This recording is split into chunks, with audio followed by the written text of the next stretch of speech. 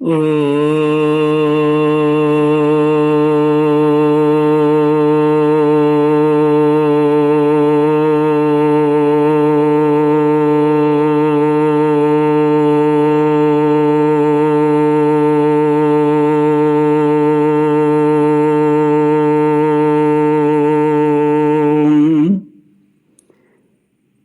गुरुचरण कमलेभ्यो नमः। श्री गणेशाय नमः। श्री सरस्वत्यै नमः। श्री विष्णवे नमः। श्री कृष्ण गोविंद हरे मुरारे, हे नाथ नारायण वासुदेव। श्री कृष्ण गोविंद हरे मुरारे, हे नाथ नारायण वासुदेव। हे नाथ नारायण वासुदेव। हे नाथ नारायण वासुदेव। हे नाथ नारायण वासुदेव। श्री कृष्ण गोविंद हरे मुरारे, हे नाथ नारायण वासुदेव। ओम नमो भगवते वासुदेवाय। ओम नमो भगवते वासुदेवाय। ओम नमो भगवते वासुदेवाय। ओम नमो भगवते वासुदेवाय। ओम नमो भगवते वासुदेवाय। ओम नमो भगवते वासुदेवाय। कृष्णाय वासुदेवाय हरये परमात्मने प्रणत क्लेशनाशाय गोविंदाय नमो नमः। कृष्णाय वासुदेवाय देवकी नंदनाय च नंदगोपकुमाराय गोविंदाय नमो नमः। सच्चिदानंदरूपाय विश्वोत्पत्त्यादिहेतवे तापत्रयविनाशाय श्रीकृष्णाय वयं नमः। सच्चित आनंद स्वरूप परमात्मा जो सृष्टि की उत्पत्ति, पालन और श्रृंगार करता है तथा जीवों के आध्यात्मिक आदि दैविक आदि भौतिक तापों को नष्ट करने वाले हैं, अर्थात जीवों के मानसिक शारीरिक और भौतिक दुखों को दूर करने वाले हैं, उन श्री कृष्ण भगवान को हम नमस्कार करते हैं। श्री कृष्ण गोविंद हरे मुरारे, हे नाथ नारायण वासुदेव। श्रीमद् भागवत 10वां स्कंद द्वितीयोध्याय श्लोक 25 से। श्री शुक उवाच ब्रह्मा भवस्य तत्रेत्य मुनिभिर्नारदादिभिः देवैः सानुचरैः साकं गीर्भिर्वृषणमेड्यन् सत्यव्रतं सत्यपरं त्रिसत्यं सत्यस्य योनिं निहितं च सत्ये सत्यस्य सत्यमृत सत्यनेत्रं सत्यात्मकं वा त्वां शरणं प्रपन्नाः। श्रीमद् भागवत 10वां स्कंद द्वितीयोध्याय श्लोक 25 से। भगवान शंकर और ब्रह्मा जी कंस के कैद खाने में आकर श्री हरि की स्तुति करने लगे। कंस उठते बैठते खाते पीते सोते जागते और चलते फिरते सर्वदा ही श्री कृष्ण के चिंतन में लगा रहता। जहाँ उसकी आंख पड़ती, जहाँ कुछ खड़का होता, वहाँ उसे श्री कृष्ण दिख जाते। इस प्रकार उसे सारा जगत ही कृष्णमय दिखने लगा। श्री सुखदेव जी महाराज कहते हैं, परीक्षित, भगवान शंकर और ब्रह्मा जी कंस के कैद खाने में आए।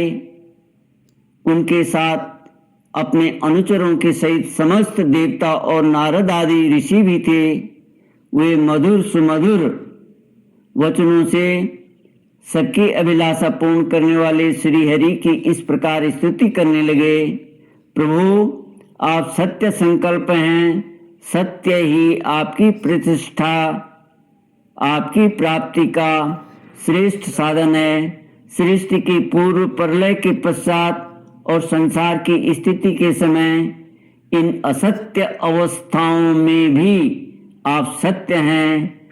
पृथ्वी, जल, तेज, वायु और आकाश, इन 5 दृश्यमान सत्यों के आप ही कारण हैं और उनमें अंतर्यामी रूप से विराजमान भी हैं। आप इस दृश्यमान जगत के परमार्थ स्वरूप हैं। आप ही मधुर वाणी और समदर्शन के प्रवर्तक हैं। भगवान, आप तो बस सत्य स्वरूप ही हैं। हम सब आपकी शरण में आए हैं। यह संसार क्या है? एक सनातन वृक्ष है। इस वृक्ष का आश्रय है एक प्रकृति। इसके 2 फल हैं, सुख और दुख। 3 जड़ें हैं, सत्व, रज और तम। इसके 4 रस हैं, धर्म, अर्थ, काम और मोक्ष। इसके जानने के 5 प्रकार हैं, श्रोत्र, त्वचा, नेत्र, रसना और नासिका। इसके 6 स्वभाव हैं, पैदा होना, रहना, बढ़ना, बदलना, घटना और नष्ट होना। इस वृक्ष की छाल हैं 7 धातुएं, रस, रुद्र, मांस, मेद, अस्थि, मज्जा और शुक्र। 8 शाखाएं हैं, 5 महाभूत। 8 शाखाएं हैं, 5 महाभूत। वो मन, 5 महाभूत, मन, बुद्धि और अहंकार, 5 शाखाएं। इनमें मुख आदि 9 द्वार खुडर हैं। प्राण, अपान, व्यान, समान, उदान, नाग, कूर्म, कृकल, देवदत्त और धनंजय, ये 10 प्राण ही इसके 10 पत्ते हैं। इस संसार रूप वृक्ष पर 2 पक्षी हैं, जीव और ईश्वर। इस संसार रूप वृक्ष की उत्पत्ति के आधार एकमात्र आप ही हैं। आप में ही इसका प्रलय होता है और आपके ही अनुग्रह से इसकी रक्षा भी होती है। जिनका चित्त आपकी माया से आवृत हो रहा है, इस सत्य को समझने की शक्ति खो बैठा है, वे ही उत्पत्ति, स्थिति और प्रलय करने वाले ब्रह्मा आदि देवताओं को अनेक देखते हैं। तत्वज्ञानी पुरुष तो सबके रूप में केवल आपका ही दर्शन करते हैं। आपका ज्ञान स्वरूप आत्मा है। चराचर जगत के कल्याण के लिए ही अनेकों रूप धारण करते हैं। आपके वे रूप विशुद्ध अप्राकृतिक सत्वमय होते हैं और संत पुरुषों को बहुत सुख देते हैं। साथ ही दुष्टों को उनकी दुष्टता का भी दंड देते हैं। उनके लिए अमंगलमय भी होते हैं।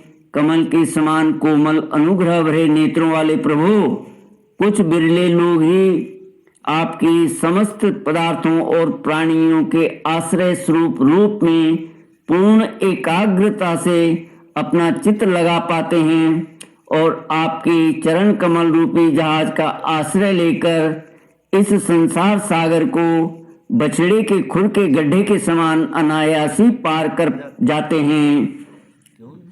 क्यों न हो, अब तक के संतों ने इसी जहाज से संसार सागर को पार जो किया है, परम प्रकाश स्वरूप परमात्मन आपके भक्तजन सारे जगत के निष्कपट प्रेमी सच्चे हितैषी होते हैं।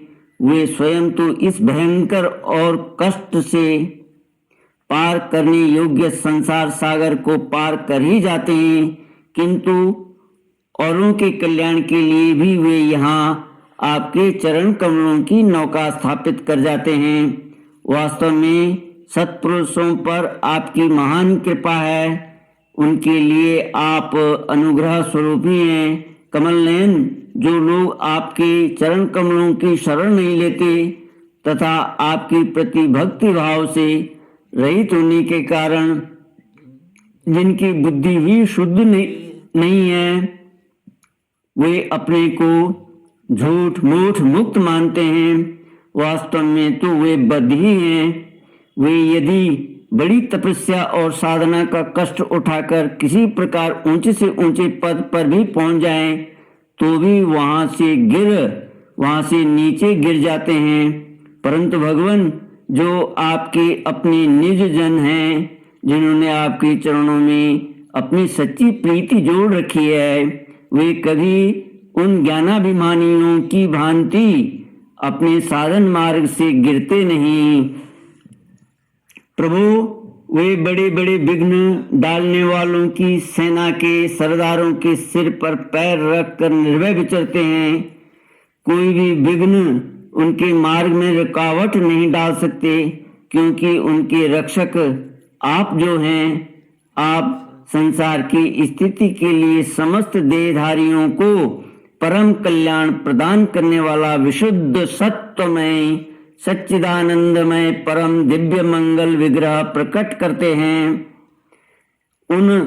उस रूप के प्रकट होने से ही आपके भक्त वेद, कर्मकांड, अष्टांग योग, तपस्या और समाधि के द्वारा आपकी आराधना करते हैं। बिना किसी आश्रय के वे किसकी आराधना करेंगे?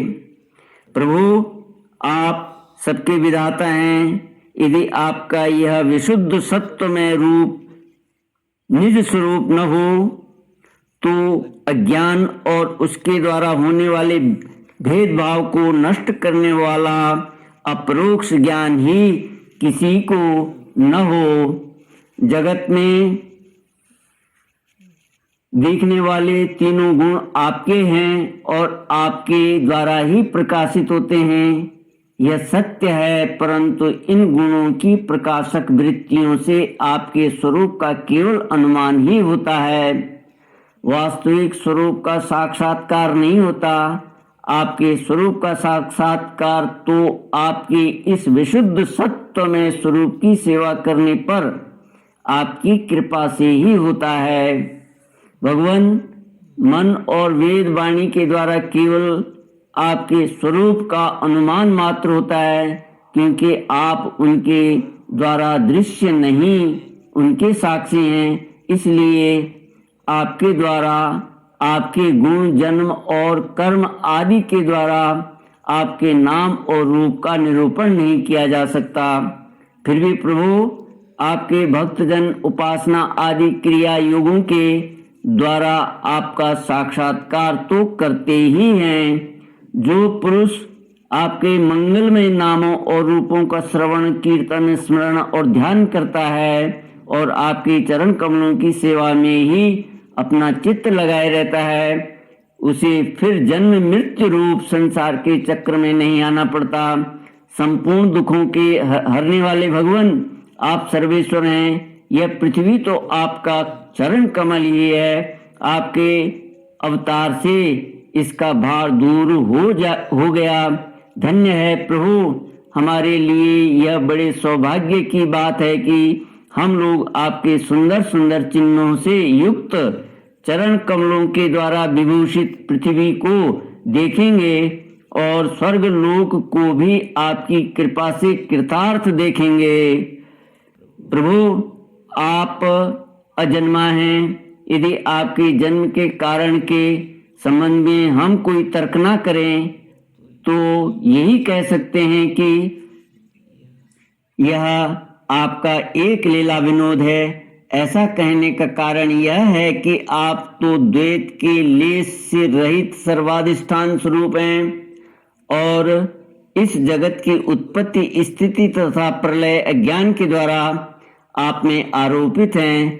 प्रभु, आपने जैसे अनेकों बार मत्स्य, हयग्रीव, कच्छप, नृसिंह, वराह, हंस, राम, परशुराम और वामन अवतार धारण करके हम लोगों की और तीनों लोगों की रक्षा की है, वैसे ही आप इस बार भी पृथ्वी का भार हरण कीजिए। यदुनंदन, हम आपके चरणों में वंदना करते हैं।